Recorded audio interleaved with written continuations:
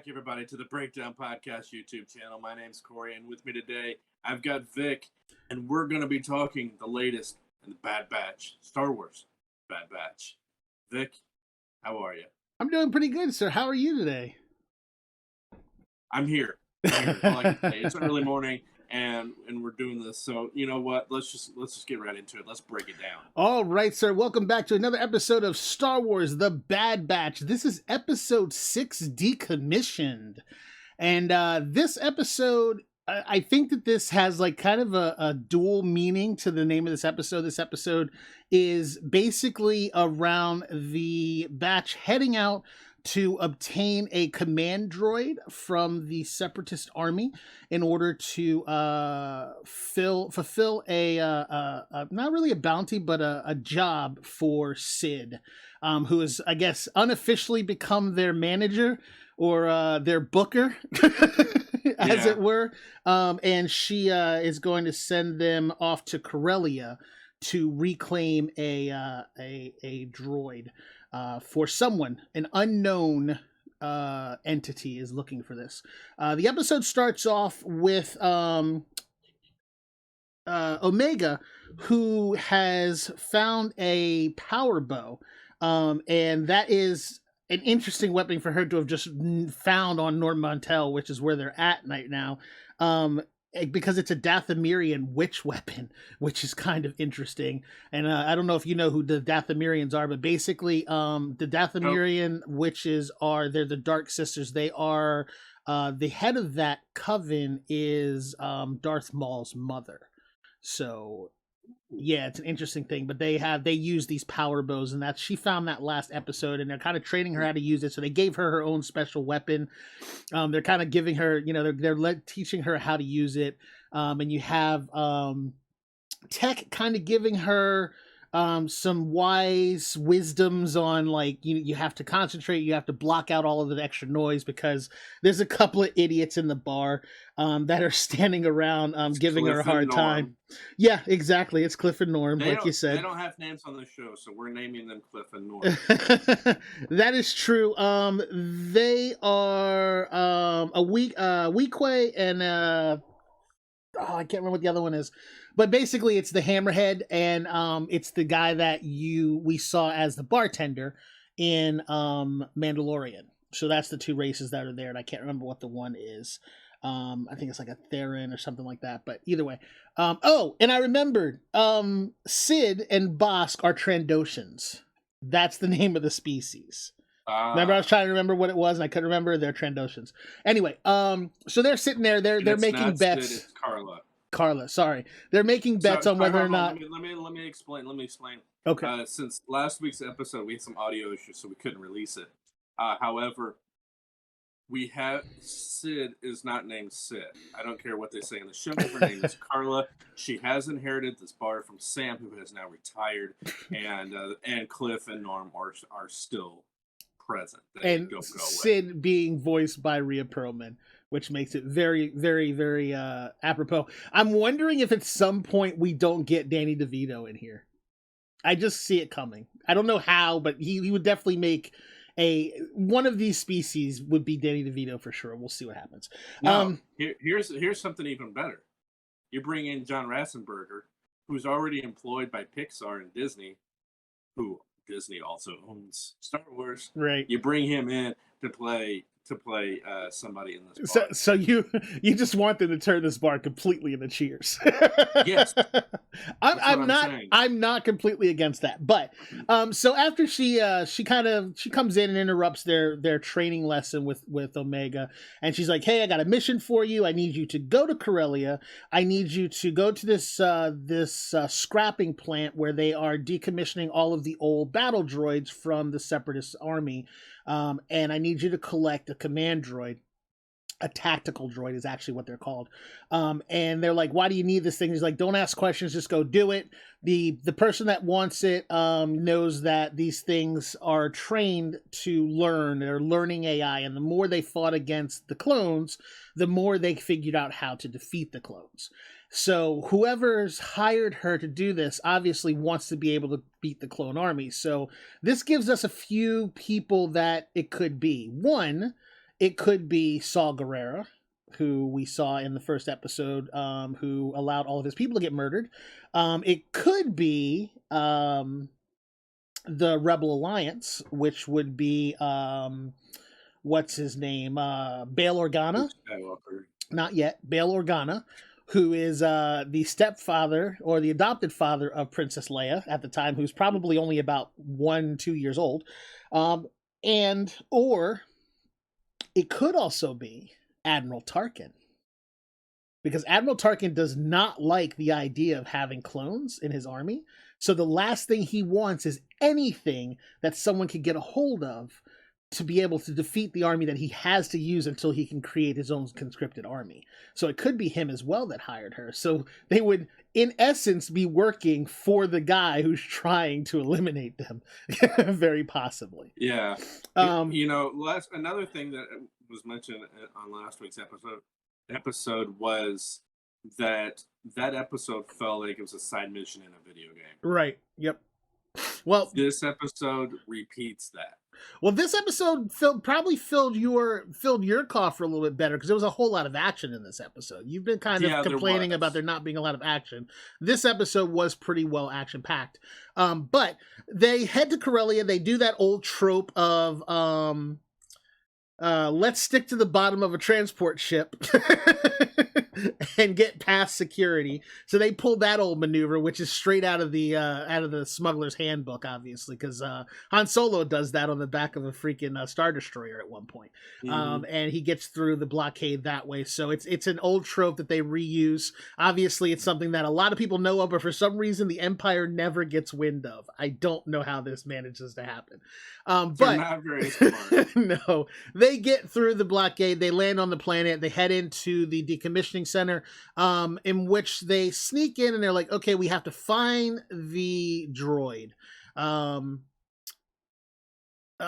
Echo hacks into the system using his little slicer arm and figures out that there's only one tactical droid left that hasn't been decommissioned yet. The rest of them had all been destroyed, so they don't have a whole lot of time or a whole lot of options, so they need to find this thing quick, so they split up. They send Wrecker up into the rafters to basically do Crosshair's job, which is Overwatch, and to make sure that they don't get snuck up on. And of course, we find out what Wrecker's one weakness is, and that's the fact that he doesn't like heights, apparently, which I didn't know. Yeah. So we learned something new. And after climbing, let me ask you too. Do you think this is the same place that we saw? I think it was in episode 2 or 3, where C-3PO and R2 were going around a place really similar to this, where there was big, like, concrete. No, I know what you're talking about. Things. No, it wasn't that. That wasn't a decommission center. That was actually a separatist droid factory where they were building droids. Because he gets his head knocked off and ends up getting a battle droid's head put on. Yeah, that was an actual factory on Genosha where they were building the robots. This is actually on Corellia, which Corellia is 1, where Han Solo's from, 2, where the Solo movie starts out. And if you watch the Solo movie, it looks just like they kind of reused a little bit of that scenery, but just animated it, if that makes sense. So, like, some of the shots that they used in Solo looked kind of like the shots they used in this when they animated it, which I thought was a really good, nice touch. But also, this is one of the places where the Imperial Army builds a lot of their ships and armaments and stuff, is on Corellia. It is a fitting place for it to be. But it's basically a slag yard. They're just melting down all the metal, which they'll just reprocess into TIE fighters and yada, yada, yada. The entire place is being patrolled by police bots, which is interesting because you don't really see police bots until kind of in... you get to see them in... the Clone Wars animated series, which has a very solid tie into this episode, because the two sisters, Rafa and... what is her name? Trace, Rafa and Trace. They are, as they're trying to find the tactical droid, they notice that someone's already gotten the head and is running off with it. And they have to chase her down. And that ends up being Trace and Rafa, who are two sisters that we saw in a 4-story arc during Clone Wars where Ahsoka Tano meets these two sisters, befriends these two sisters, and turns these two sisters to being kind of allies for the Alliance because they become like big time smugglers, and she ends up befriending them. So them being there very much means that this is probably a job that's being done by them for the rebellion, which means the rebellion's probably not the ones who hired them through Carla. Well, let me tell you, that last scene, I have a theory on who they were working for. Okay, we'll get to that. Hold on, don't go there yet, because I have what you just said. I have my theories too, but we'll get there. So they send Wrecker up, and they're like, "Oh, we have to get out of here." Because of Rafa and Trace, Rafa is talking to Omega, and Omega pulls her weapon on her, and she's like, "Hey, don't move. You need to give us that head back." Yada yada yada, and she basically like pushes her out of the way, in which she fires her energy bow and sets off a chain reaction in the facility, which causes the workers to put the place in a lockdown. The police droids are called, and they're screwed. So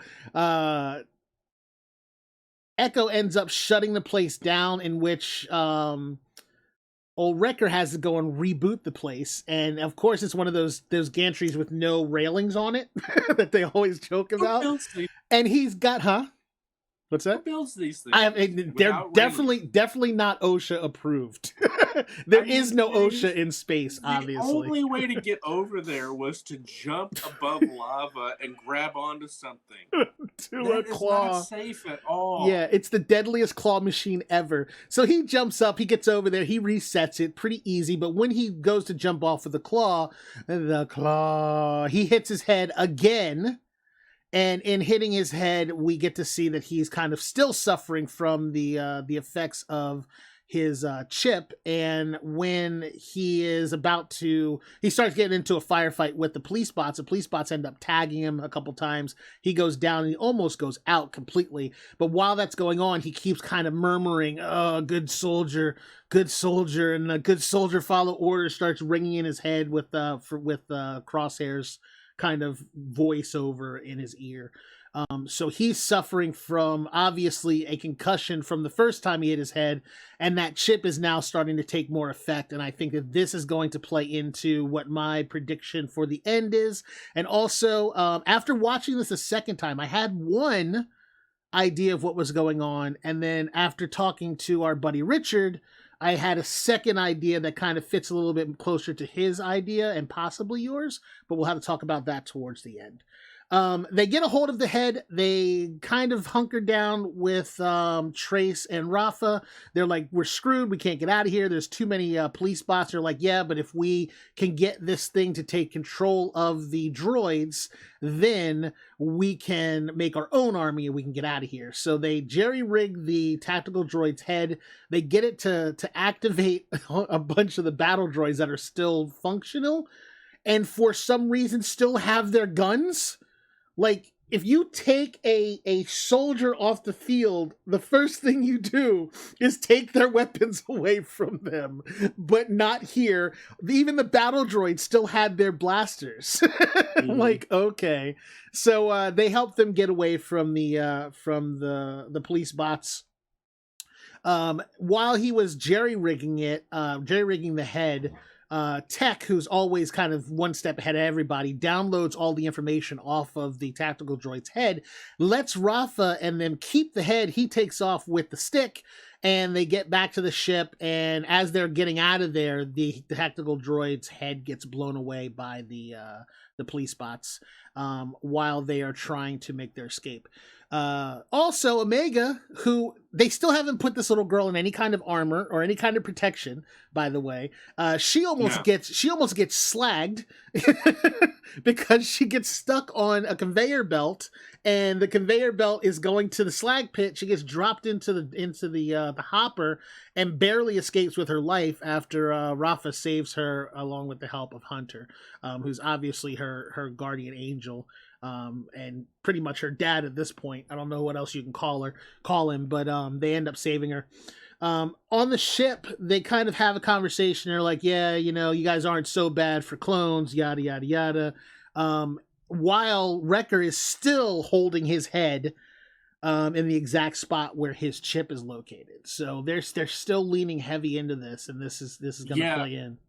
You would think, knowing what happened to Crosshair or whatever the hell his name is, knowing that, and knowing that they all have those same chips in their head, and the fact that he's constantly holding that part of his head, they might want to reevaluate things. Well, the problem is they don't know what to do. Like, they don't actually know how to disable or take the thing out at this point.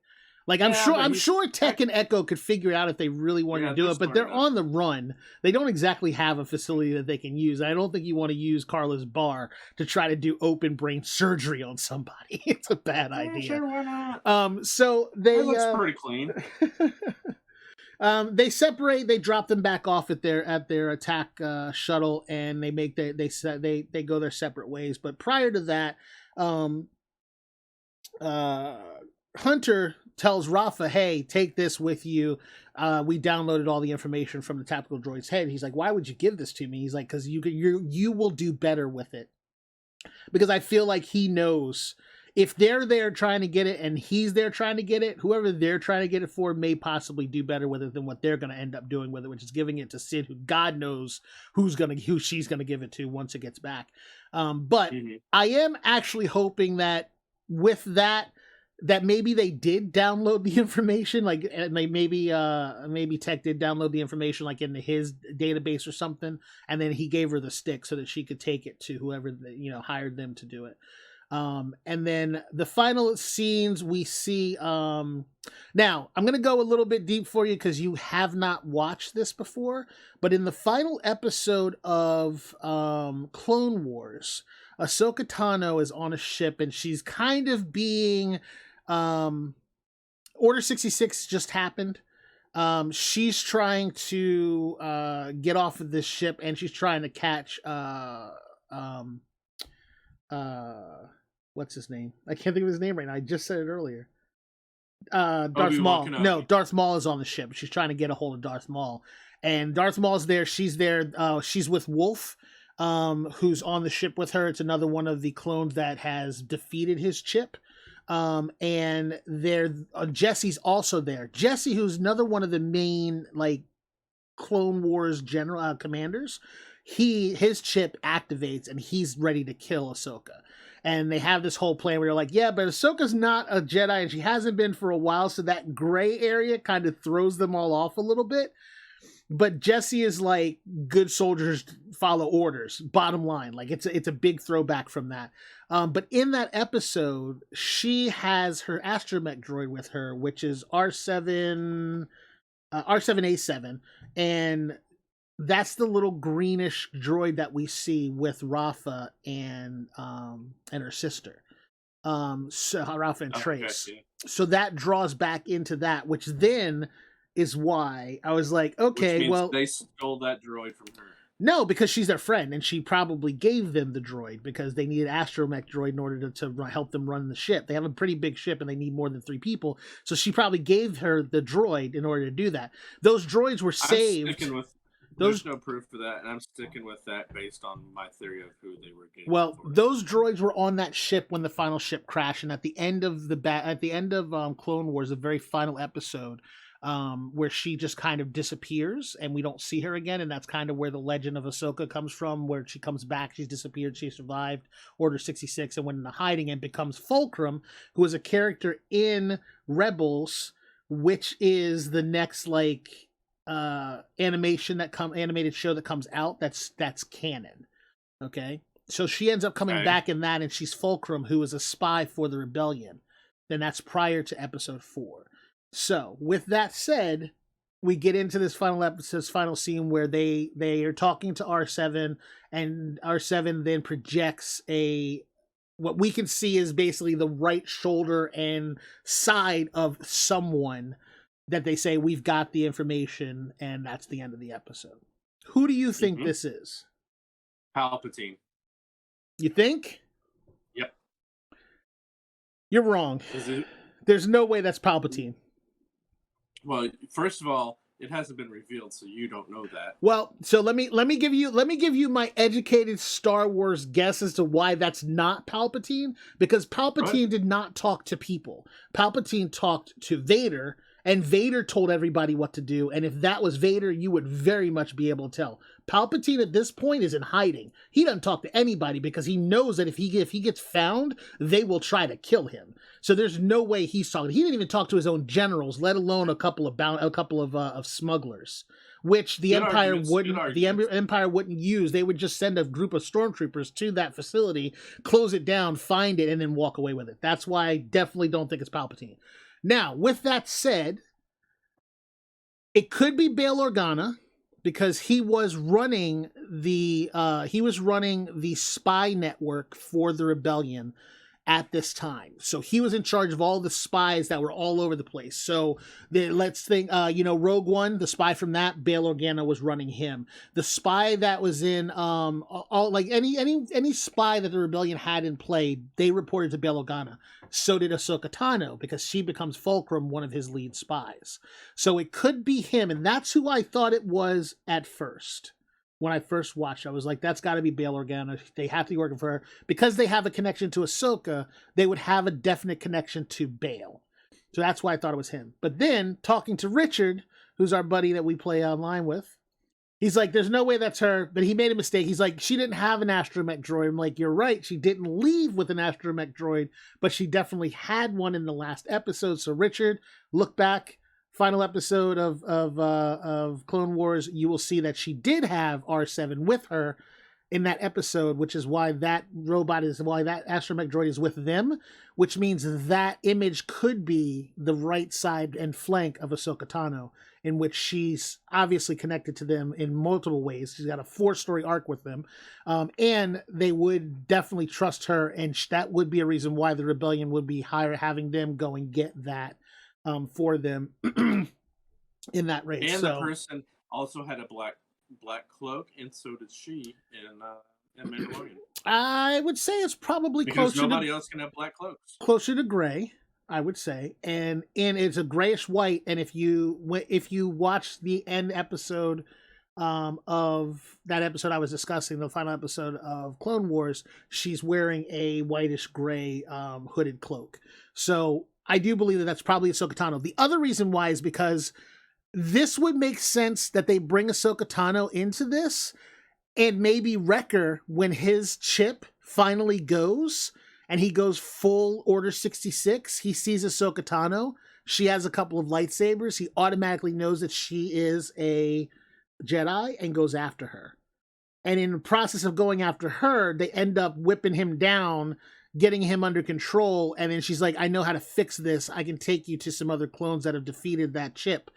Let's go. And then they go and they find Rex and all those guys in order to get him fixed. And in that course, they realize, hey, if we can fix him, we can also fix Crosshair. That starts us out on the mission to go back, get Crosshair, and save him from the chip and the Empire.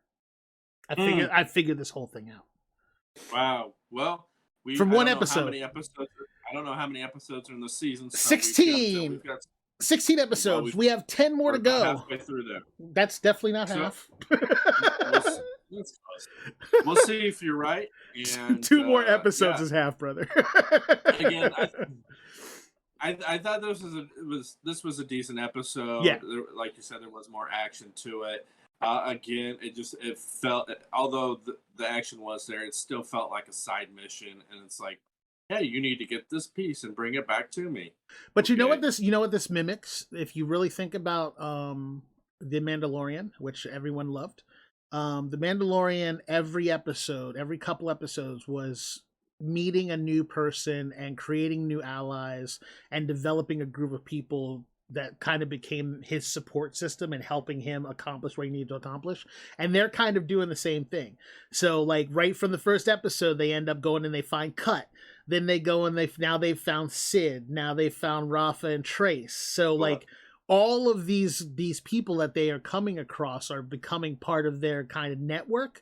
And when it comes down to that big day where they have to go and save Crosshair, all of those people are going to come back and help them accomplish that. It's gonna be like Infinity War. Yeah, exactly. Everybody shows up at once. They're going to assemble. All right. All right, that is going to bring us to an end at this episode. We do want to thank you for listening, or for watching. And in case you're wondering, we do have a podcast that we do every Tuesday at 7 p.m. Eastern on Twitch. That's twitch.tv/MillerKing_51. The link is in the description below. If while you're down there, before clicking it, if you can hit the subscribe button on this channel, we'd appreciate it. And it does help out our channel a whole bunch. So, and also hit the bell for notifications and hit the thumbs up as well. So, on behalf of Vic. That's me. I'm Corey. Thanks for watching. We'll talk to you next time. See ya!